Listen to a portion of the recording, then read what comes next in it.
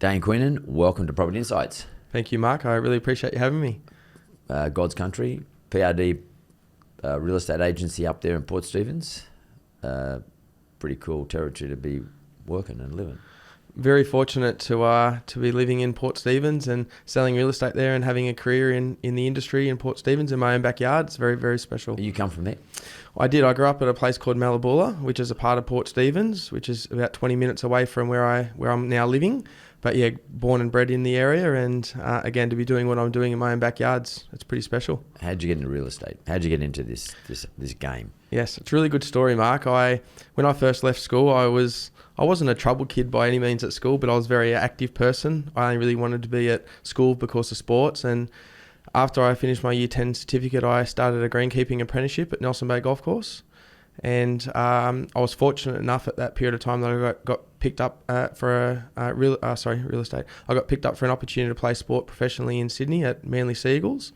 So I started playing football down there in Sydney, and then I only did that for about 8 weeks. I got a little bit homesick. It was only a short week tournament, and I moved back home and I started finishing my apprenticeship there on the greenkeeping, and then I got another opportunity to play football again. I went down to Parramatta Eels. So I went down there, and credit to Parramatta, I've got them to thank for this opportunity, but I signed a contract down there for a couple of years, and as a part of that contract I had to do work experience every day, and they put me through a personality test, and in the personality test it said I'd be a really good PE teacher, and I didn't want to do PE. I wasn't going back to school, and the second one was real estate. So I was given the opportunity to work at PRD Parramatta, which is still the same brand that I'm with today, 20 years later. And I was doing work experience down there. I did that for a 2-year period. And then I hurt myself through football, moved back home, and I knocked on the door at PRD Port Stephens. And 18 years later, I'm still with that same firm. So you the principal of Port Stephens now? I am the so principal. So you start off there and then buying them out or something? Yes, I did, yeah. It's a really good story. I started as a receptionist, and going back one step from that, when I first knocked on the door there wasn't a job available. And I just was persistent to wait patiently until an opportunity became available. Bouris, which was the director and owner of the company at that point in time, said, Dana, a position has become available as a receptionist. Would you be interested in doing it? And I said, when do I start? So I started as a receptionist for 6 months, went into property management for a 6-month period, and then I started being a personal assistant to Bouris for a 12-month period, and then I started selling real estate. So I've been selling real estate now for 16 years, and after my 3rd year in the industry, I was the number 1 selling agent in the PRD franchise, and the quickest person in the franchise to be the number 1 selling agent, only in 3 years' experience of selling. So it's a long game being a real estate agent. You've got to be prepared to put in the long game, that is. Because, as you said, you had to start from reception, then probably did a bit of property management, and then you probably got on the telemarketing game, bringing up all the people for you, whoever it was you're the assistant for. Explain to me, what does it mean that you're an assistant for the sales guy in the joint? What is you're not actually? What are you not buying his lunch? You might be buying his lunch, but you're really on the telephones, aren't you? Very much so. When I started as a 12-month as a personal assistant role with Bouris, he actually went on a 9-month holiday across Australia. So I was really thrown into the deep end. So I had to learn very, very quickly. What you have to learn though? Making phone calls. Yeah. It was all about prospecting. And something I learned very quickly in real estate is if you don't have the stock, if you don't have the property to sell, you're not going to survive in real estate. So I was very fortunate from that perspective that I learned very quickly that if you don't make the phone calls, if you don't prospect, if you don't get listings to sell, you're not going to survive in the industry. Yeah, so when you say you don't make the phone calls and you don't get the leads as a result of making the phone calls, and then you've got to turn those leads into a vendor, there's probably a few steps in between there. How do you get your mindset right to survive in terms of timing? Because you'd be sitting there, young bloke, going, what the hell, is this ever going to happen? You're probably on a small salary, maybe getting a bit of comm for every time you find a lead, which wouldn't be much. Watching the big dog get all the sales and get paid all the comm. How do you get your mind right to say, I can get through this, I can hang in here? Yes. It's a really good question. I was just so hungry, Mark. To me, real estate is no different to the sport that I was in with when I was playing football at Parramatta. Is what you put in is what you get out. And I saw the bigger picture. So I was just so hungry. I was working 7 days a week. I was chasing the leads. If it was a phone inquiry that said that they were thinking of selling, I was just following it up until I knew that they were either going to sell or they weren't going to sell. At that point in time, it was very big in our area to do open agents. So they could have actually been listed with several agencies. I made it a priority that I went out and listed every single one of those properties as well to give myself the opportunity to try and sell those properties.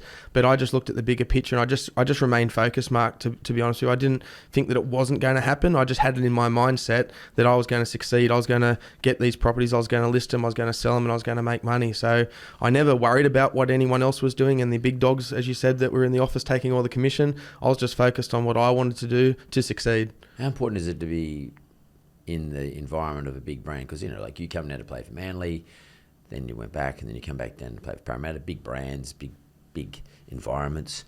Then you go up to PRD. How important do you think that is? And, if you're talking to a young real estate agent now who might be up in Port Stephens area, thinking about doing what you're doing, copying you, but they don't have an opportunity to go to PRD or one of the other big franchises, that they're just going to go and deal with a local dude who's got a small agency.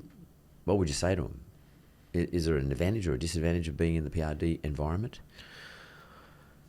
I personally don't believe there's a huge advantage, Mark. I think it comes down to the individual, personally myself. So when I started at PRD, by no means was our agency the biggest firm in that area at this point in time. Yes, they were very successful, but there were probably another 5 agencies that were very dominant in the area, as well as PRD at that point in time.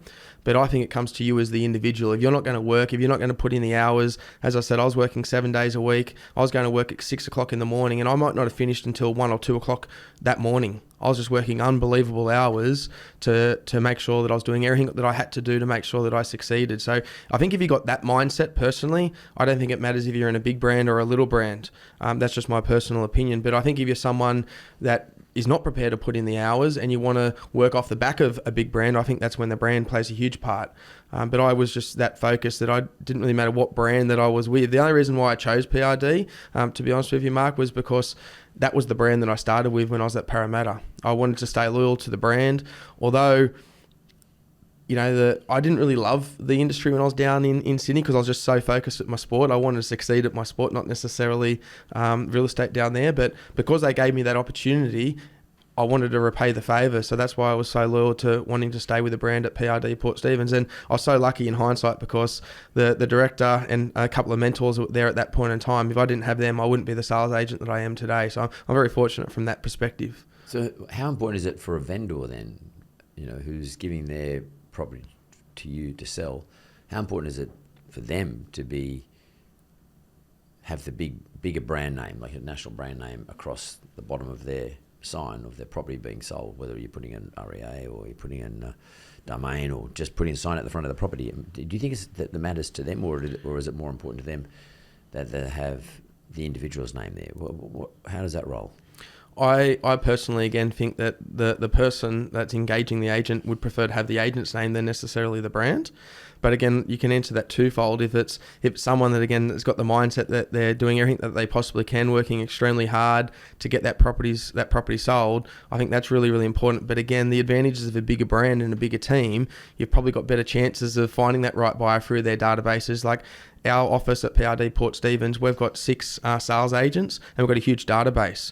We sold over 45% of the market share last year in Port Stephens. So the advantage for a property owner, in that case with a bigger brand, they've got better chances of finding that right buyer, which is obviously going to help them maximise their price. So I think if you're in a smaller town, probably maybe the individual is more important than the brand, but when you're going to a bigger area, I think the brand is very, very important, and the number of agents that are in that firm at that point in time.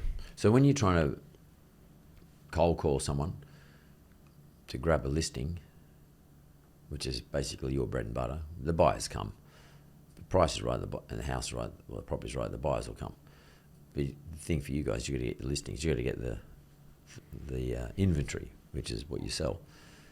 How hard do you sell the brand when you're trying to not talk them into, but when you're trying to convince them that you're the right agent to go with?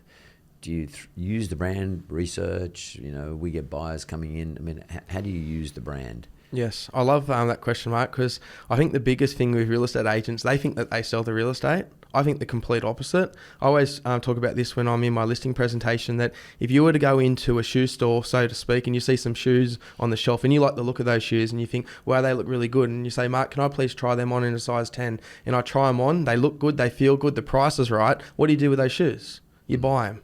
So I think real estate is no different. I think the property sells them themselves if the price is right. My job as an agent is to get the buyer into the shoe store. My job as the agent is to get the buyers into the house. So what I really focus on in my listing presentation is making sure that we market the property correctly. If you market the property correctly and you get more buyers through the door, that's what is going to help you maximize the price, because in the first 4 to 6 weeks is the peak selling period. That's the period of time you know that you're going to generate the most amount of interest. So all I focus on for my listing, owners... you mean? Of listing, yes. Yeah. All I focus on is making sure that I get as many buyers through that door as I possibly can to create the competition. If we can create the competition, the rest takes care of itself. So how do you do that? In the first 4 to 6 weeks of the campaign, yes, how do you maximize, or maybe better words, optimize the number of eyeballs that see it for sale and actually want to come and have a look at it? So I think presentation obviously most important, but starting backwards, making sure that everything's ready before you actually go to market, Mark. So make sure you get all the professional photos done, make sure you get your videos done, get all the wording right, getting all the signboard, all the marketing material right. But then when it's marketed, I think it's really, really important in those first few weeks that you hit your database aggressively and you're actually making those phone calls. So it's not just putting it online and hoping that those buyers are going to come to you. The first thing I do is I get my buyer manager, and I'm quite forceful with this. I say, Tristan, I just want you to make those phone calls of every single buyer that we're dealing with to make sure you get those buyers through the house, because we want to create that competition. So it's actually just being active, being proactive, not waiting for that phone to ring. I'm saying we're going to make that phone call. We're going to chase that lead. So buyers that we're actively working with, other properties that we've sold, Mark, we might send them out a text message just saying this property's just come to market. We feel it will be of interest to you. The following day, we're making those phone calls to those buyers. Hey, Mark, it's just Dane from PRD. I sent you a message yesterday. Just wanted to see if this property may be of interest if you want to have a look through it. So I'm big on trying to make things happen. I know that we've got the technology out there that helps the buyer come to us, but we've got to go and hunt that buyer as well in that peak selling period. So just on sort of change direction a little bit, how's Port Stephens going at the moment? I've been in the Port Stephens market now for 18 years, and the last 2 years is the fastest growth rate that I've ever seen in the Port Stephens marketplace. Since COVID, and I was completely blindsided. I didn't see this happening. I thought it was going to get quite tough, our market, but when there was the overseas travel and interstate travel, the restrictions, our market just went absolutely crazy. There was 1 month in 2020, I think it was October, that we sold 78 properties for a month, and we generally are only selling somewhere in the vicinity of 25 to 35 properties. So it's the fastest growth rate that the Port Stephens market has seen in history. Obviously, things have started to ease now with the increase of the interest rates and the confidence in the marketplace, but it's the most positive time to be a property owner in the Port Stephens market over the last couple of years. So what do you put that down to, though? Why is there a net migration towards Port Stephens? I think two reasons, Mark. I think affordability for a start. So we're getting a lot of people that might sell a property on an average price, let's just call it here in Sydney, for $2.5 to $5 million. They might be buying a better home in the Port Stephens marketplace for $1.5 million, and they might then go and put $2 or $3 million in their bank for their super to live off. But the biggest game changer for us, I feel, has been the holiday homes that have been buying into the area in the Port Stephens marketplace. So we've sold properties that have been in the vicinity of $5 to $7 million over the last couple of years, and people have just been buying these properties as their own private holiday home. So the feedback that I've been getting, they might have been travelling overseas, going on big holidays, but because of that restriction in travel since COVID, a lot of people have been thinking, okay, well, where am I now going to holiday? Port Stephens has now been found. One of the properties we recently sold, the gentleman spent somewhere in the price range around $2 million on doing some renovations to this property, and it wasn't even warranted. The house was immaculate, but we're actually now getting some clientele that are coming to the area and bringing our standards for the Port Stephens area in regards to the not only the price point that's coming into the area, but what they expect for the value for their money. Is that because it's easy to get to Port Stephens, say from Sydney or north of Port Stephens, say Newcastle? It's easy to get down there. Well and truly, it's only 2 hours now. It's so easy to, and it's such a smooth run to get on the M1 and straight down. Or up the freeway, and then it's only 40 minutes off the freeway, and you can be at Port Stephens. And it is a beautiful part of the world, Mark. It's, we've got gorgeous beaches, beautiful bay areas for the water, and it's a great spot. Very relaxed lifestyle to live. And so, you're not suffering, or what's happened to prices in 2023? I mean, has it come back a little bit? Because the national reduction in house prices across Australia is around 10.5% at the moment. But bear in mind there was a 30 to 40% increase before that. What's Port Stephens experiencing in terms of potentially a downturn? We're exactly the same, Mark. Yep. So I noticed that really happening about midway through last year. I saw things that were tightening in our marketplace, and our auctioneer, he says, Dane, the real way to actually measure what's going on in the marketplace is your amount of registrations at your auctions.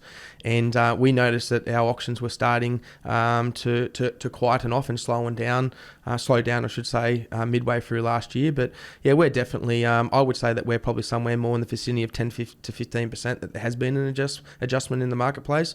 The biggest thing that we're having to manage with at the moment is owners' expectations, because the vendors' expectations. I apologise, Mark. Yeah, so we're finding because the owners have seen the prices rise so quickly, they've still got their expectations so high, but there definitely has been an adjustment in our marketplace, and the sooner that we as agents educate our owners to those prices, the better, because if we leave it another 6 months' time, their property prices could be worth even less. Yeah. So, and how's the rental market going up there? I mean, you're experiencing, like a lot of other regional areas, an undersupply and long 50-metre lines of people trying to rent joints and paying more than they have to, and or locals having to move out to further out areas. Most certainly.